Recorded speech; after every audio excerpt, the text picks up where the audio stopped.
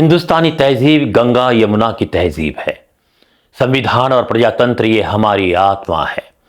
शहीद अशफाक उल्लाह खान, मौलाना अबुल कलाम आज़ाद, सरहद गांधी खान, अब्दुल गफ्फार खान, बेगम हजरत महल, रफ़ी अहमद किदवाई, कहीं कहीं ऐसे मुसलमानों ने हिंदुस्तान की जंग आज़ादी की लड़ाई में कुर्बानियां दी।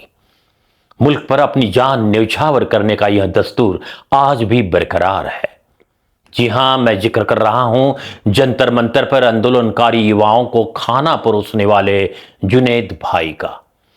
जुनैद भाई जिन्होंने लगातार 23 दिन जंतर मंतर पर हजारों आंदोलनकारी युवाओं को खाना परोसा और राष्ट्रीय एकात्मता, सद्भावना, भाईचारे का बेहतरीन उदाहरण प्रस्तुत किया। लेकिन फिर जुनैद भाई पर आंसू बहाने का समय क्यों आया? आंदोलनकारी युवाओं को खाना परोसने वाले जुनैद भाई अकेले नहीं थे, बल्कि उनके साथ शर्मा थे, वर्मा थे, सिख समुदाय के कई नौजवान थे। इन सभी ने मिलकर अपनी मांगों के लिए लड़ रहे आंदोलनकारी युवाओं को समूचे देश से आ रहा खाना परोसा था। मोहम्मद जुनैद को सुप्रीम कोर्ट से सलाम।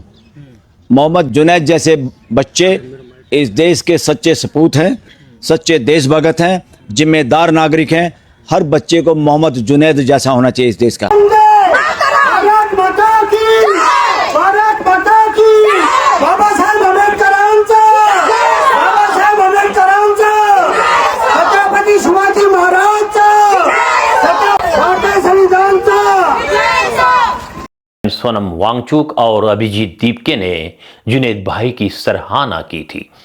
लेकिन जब आंदोलन चरम सीमा पर पहुंचने के मौके पर ही जुनैद भाई को दिल्ली के पुलिस ने एक अस्पताल के बाहर से फिल्मी स्टाइल से डिटेन किया, उनकी आंखों पर पट्टी बांधकर उन्हें उत्तराखंड ले जाकर छोड़ दिया गया कि घबराइए मत, हम दिल्ली पुलिस से हैं। उसके बाद उन्होंने हमें अपनी गाड़ी में बैठाया, आंखों से पट्टी बांध दी और लगभग 5-6 घंटे तक लगातार गाड़ी चलती रही। हमें पता नहीं कहाँ जा रहे हैं, क्यों लेके जा रहे हैं। तो आंख से पट्टी पता ही नहीं था। तो एक राहगीर जा रहा था, हमने पूछा कि ये कौन सा स्थान है, तो उन्होंने बताया कि ये देहरादून मसूरी है, यहाँ उत्तराखंड। बहुत धन्यवाद उनका मैं देना चाहता हूँ। कोई बात नहीं, हो सकता कुछ ऊपरी आदेश हो उन्हें, और क्योंकि उन्होंने मुझे कोई गलत शब्द नहीं बोला और कोई ये नहीं कहा, ये एक उंगली भी उन्होंने टच नहीं किया मुझे। पुलिस की इस कार्रवाई ने कई प्रश्नों को जन्म दिया। बावजूद इसके जुनैद भाई पुलिस को दोष नहीं देते, बल्कि उन्हें सुरक्षित रिहा करने पर वे पुलिस का शुक्रिया अदा करते हैं।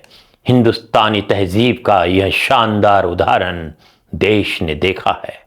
यकीनन मेरी जिंदगी उस दिन कामयाब हुई जिस दिन मैंने इस मुल्क के महान राष्ट्रपति और दुनिया के महान शख्स एपीजे अब्दुल कलाम जी के हाथों को राष्ट्रपति पुरस्कार प्राप्त करने के हेतु स्पर्श किया था। मेरे वो हाथ कई साल मजदूरी करने के कारण जिन्हें छाले पड़े थे, उन्हीं हाथों को स्पर्श हुआ विश्ववंदनीय एपीजे अब्दुल कलाम जी के हाथों का।